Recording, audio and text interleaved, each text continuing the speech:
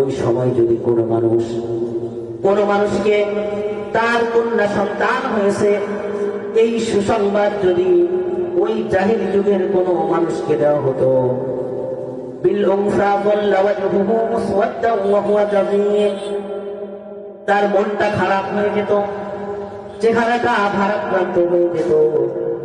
তার কারণ হলো সেই জাহিলি সমাজে কন্যা সন্তানদেরকে অভিশাপ মনে করা হতো। যেই সমস্ত মানুষের ঘরে কন্যা সন্তান জন্মগ্রহণ করত, সমাজের মানুষ ওই কন্যা সন্তানকে হত্যা করার আগ মুহূর্ত পর্যন্ত তাদেরকে বয়কট করত। আল্লাহ বলছেন, কোন মানুষকে যখন তার কন্যা সন্তান হয়েছে এই সুসংবাদ দেওয়া হতো, যাল্লা ওয়াজহুহু মুসওয়াদ্দান ওয়া হুয়া কাযীম, তখন তার চেহারাটা মলিন হয়ে যেত, মুখটা অন্ধকার হয়ে যেত। আল্লাহ বলছেন, ইয়াতাআরা মিনাল কওমি মিন সুই মা বুশিরা বিহি, আল্লাহ বলছেন এই কন্যা সন্তান জন্মগ্রহণের সুসংবাদকে তারা দুঃসংবাদ মনে করত। আর তাদের সম্প্রদায়ের যে সমস্ত লোকজন আছে, এলাকার লোকজনদের কাছ থেকে তারা নিজেদেরকে আড়াল করে রাখত। ইয়াতাআরা মিনাল কওমি মিন সুই মা বুশিরা বিহি আয়ুমসিকুহু আলা হুনিন আম ইয়াদুসসুহু ফিত তুরাব, আল্লাহ বলছেন তারা চিন্তা করত সমাজের এই লাঞ্ছনা, সমাজের এই বঞ্চনা সহ্য করে এই কন্যা সন্তানকে কি জীবিত রাখবো নাকি জীবন্ত দাফন করে দিব।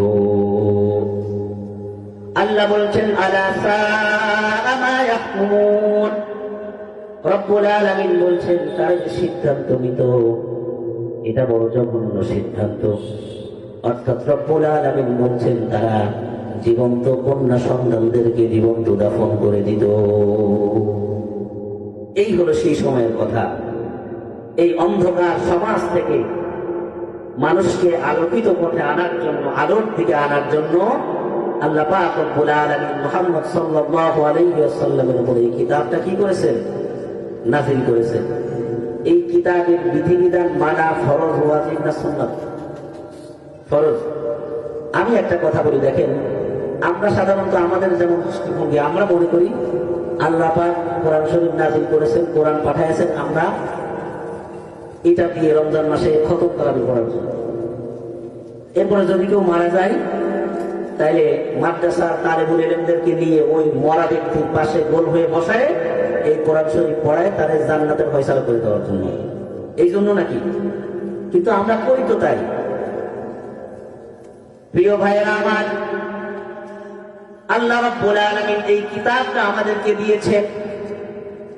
এই কিতাবের আলোকে আমরা আমাদের জীবন সাজাবো, আমাদের ব্যক্তি জীবন, আমাদের পারিবারিক জীবন, আমাদের সামাজিক জীবন, আমাদের রাষ্ট্রীয় জীবন, জীবনের প্রতিটা ক্ষেত্র আমরা এই কোরআনুল কারীম দিয়ে সাজাবো। এজন্য আল্লাহ রাব্বুল আলামিন এই কিতাব নাযিল করেছেন। কোন ব্যক্তি যদি সারা জীবন কোরআন না পড়ে, আল্লাহর বিধান অনুযায়ী না চলে, ওই ব্যক্তি মৃত্যুর পরে তার পাশে যদি 1000 খতম কোরআন শরীফ পড়া হয়, এই কোরআন শরীফের একটা নোকটা তার জন্য কোনো উপকারে আসবে না। আর এই কোরআনুল কারীম থেকে, এই কোরআনুল কারীমকে যারা আইনের উৎস মনে করবে না, এই কোরআনুল কারীমকে যারা, এই কোরআনুল কারীমকে সবখানে বাস্তবায়ন করতে হবে, এটা যারা বিশ্বাস করবে না, রব্বুল আলামিন তাদেরকে কঠিন শাস্তির কথা বলে দিয়েছেন। সমাজে অনেক মানুষ আছে বলে এই কোরআনুল কারীম 1450 বছর আগে নাযিল হয়েছে, এই পুরাতন জিনিস দিয়ে বর্তমান সমাজ পরিচালিত করা সম্ভব না। এরকম মানুষ সমাজে আছে না নাই? আছে, আছে না? বহুত আছে। অথচ রব্বুল আলামিন বলছেন, ইন্নাল্লাযীনা কাযযাবু বিআয়াতিনা ওয়াস্তাকবারু আনহা লা তুফাত্তাহু লাহুম আবওয়াবুস সামা। রব্বুল আলামিন বলছেন, যারা আমার এই কিতাবের আয়াতকে, যারা আমার এই আয়াতকে মিথ্যা মনে করবে, মিথ্যা প্রতিপন্ন করবে, যারা মনে করবে এই কোরআনুল কারীম দিয়ে সমাজ গঠন করা সম্ভব নয়, এটা দিয়ে রাষ্ট্র পরিচালনা করা সম্ভব নয়। যারা তুচ্ছ মনে করবে, এই কিতাবকে যারা আইনের উৎস মনে করবে না, এই কিতাব দিয়ে পার্লামেন্ট চলুক, এটা যারা মনে করবে না, রব্বুল আলামিন তাদেরকে বলছেন ওয়াস্তাকবারু আনহা লা তুফাত্তাহু লাহুম আবওয়াবুস সামা। এই কিতাবের সঙ্গে যারা অহমিকা করবে, দাম্ভিকতা দেখাবে, লা তুফাত্তাহু লাহুম আবওয়াবুস সামা, আল্লাহ বলছেন তাদের জন্য আসমানের দরজা খোলা হবে না। কি খোলা হবে না? আসমানের দরজা খোলা হবে না। যেই ব্যক্তি কোরআনুল কারীমের বিধান মানবে না, এটাকে মিথ্যা মনে করবে, তার জন্য আসমানের দরজা খোলা হবে না। এই কথার ব্যাখ্যা হাদিসের মধ্যে এসেছে। কোন ইমানদার বান্দা যখন মৃত্যুর সময় হয়ে যায়, মৃত্যুর ফেরেশতারা যখন তার কাছে এসে যায়, জান্নাত থেকে সুগন্ধি কাপড় নিয়ে আসে, তার জানটাকে এমন ভাবে কবজ করা হয় যে সে কিছুই টের পায় না। এরপরে এই রূপটাকে নিয়ে যখন আকাশের দিকে চলে যায়, প্রথম আসমানের কাছে যখন যায়, আসমানের ফেরেশতারা তার প্রশংসা করতে থাকে, তাকে স্বাগত জানায়। এভাবে 7 আসমান পর্যন্ত রূহটা চলে যায়। একটা সময়ে যেতে যেতে জান্নাতি ব্যক্তিদের খাতার মধ্যে এই ইমানদারের নাম লিখে দেওয়া হয়।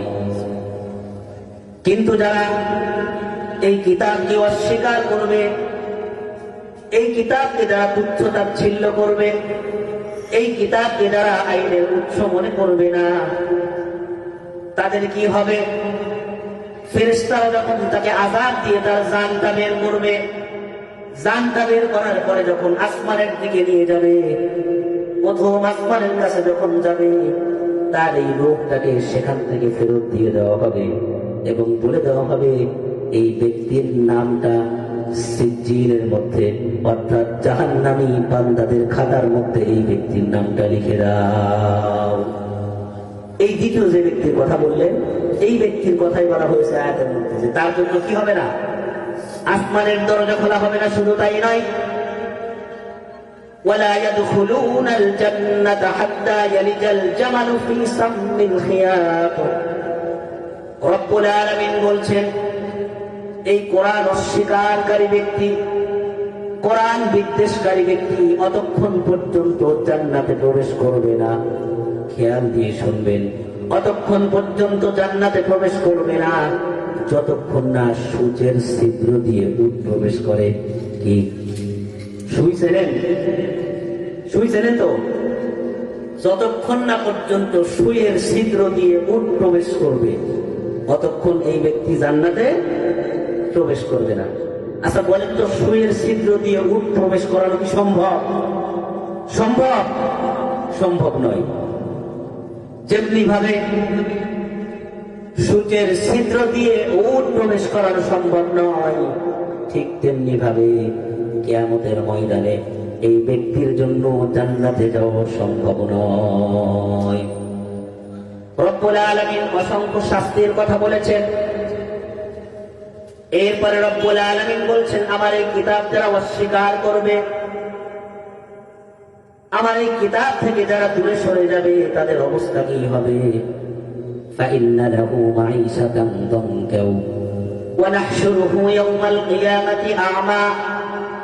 আমার জিকির থেকে, আমার স্মরণ থেকে যারা মুখ ফিরিয়ে নেবে, কিয়ামতের ময়দানে রব্বুল আলামিন তাদেরকে অন্ধ অবস্থায় উঠাবেন। কি অবস্থায়? দুনিয়াতে চক্ষুষ্মান ছিল, কিন্তু আল্লাহর বিধান অমান্য করার কারণে কিয়ামতের ময়দানে এই সমস্ত বান্দাদেরকে রব্বুল আলামিন অন্ধ অবস্থায় হাজির করবেন। এই অন্ধ ব্যক্তিরা তখন রব্বুল আলামিনকে ডেকে বলবেন, রব্বুল আলামিন, রব্বি লিমা হাশারতানি আ'মা ওয়া ক্বাদ কুনতু বাসীরা। রব্বুল আলামিন, দুনিয়াতে আমি চক্ষুষ্মান ছিলাম, আমার চক্ষু ভালো ছিল, এই কিয়ামতের কঠিন ময়দানে তুমি কেন আমাকে অন্ধ অবস্থায় উঠালে? রব্বুল আলামিন তখন বলবেন, কাযালিকা আতাতকা আয়াতুনা ফানাসিতাহা ওয়া কাযালিকাল ইয়াওমা তুনসা। আমার এই কিতাব যখন তোমার কাছে গিয়েছিল, তখন এই কিতাবটাকে যখন তুমি ভুলে গিয়েছিলে, এটার থেকে তুমি যেমন দূরে সরে গিয়েছিলে, সুতরাং কিয়ামতের ময়দানেও তোমাকে ওইভাবে ভুলে যাওয়া হবে। এই আয়াতের প্রথমে একটা জিনিস ভুল হয়েছে। আল্লাহ পাক রব্বুল আলামিন এই সূরা তাহার 124 এবং 25 নম্বর আয়াতে দুইটা শাস্তির কথা বলেছেন। প্রথম শাস্তি হলো তাদের জীবনটাকে রব্বুল আলামিন সংকীর্ণ করে দিবেন, জীবনটাকে ছোট করে দিবেন। যারা এই কিতাব থেকে দূরে সরে যাবে, দুনিয়ার জীবনে তারা অনেক টাকা পয়সা ইনকাম করবে, গাড়ি বাড়ি অর্থ করি অনেক কিছুর মালিক তারা হবে, কিন্তু তাদের পেট ভরবে না, তাদের ক্ষুধা নিবারণ হবে না। ওই আয়াতের মতো আল্লাহ যেমন বলেছেন, আলহাকুমুত তাকাসুর হাত্তা যুরতুমুল মাকাবির। রব্বুল আলামিন বলছেন, প্রাচুর্যের প্রতিযোগিতা, সম্পদের প্রতিযোগিতা, ঔষধের প্রতিযোগিতা মানুষকে অন্ধ করে রাখে, মানুষকে মেঘাচ্ছন্ন করে রাখে। হাত্তা যুরতুমুল মাকাবির, ওই সময় পর্যন্ত, যতক্ষণ পর্যন্ত ওই ব্যক্তি কবরের মধ্যে না পৌঁছায়, এই লোভ লালসা মানুষকে কবর পর্যন্ত নিয়ে যায়।